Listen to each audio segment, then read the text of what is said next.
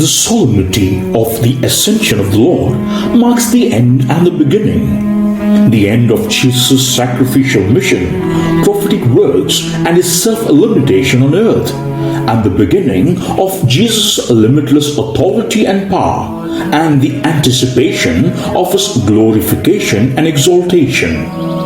In other words, the solemnity of ascension is a call to mission transformation, which begins with Jesus and through the Great Commission is passed on to his disciples with the divine mandate, along with the promise of the constant companionship of Jesus.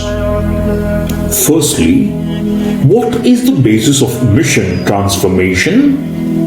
In today's Gospel, only 11 disciples are at the ascension scene, with the absence of the 12th disciple and with the presence of both faith and doubt in the 11. This is a reminder of the frailty and the vicious way that sin and imperfections are a part of Jesus' own followers.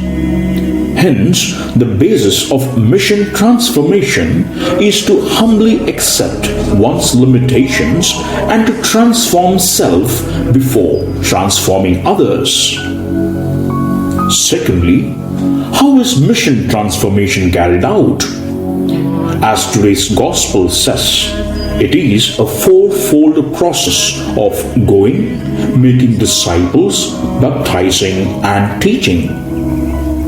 Going refers to moving out of the comfort zones with an attitude of serving than being served.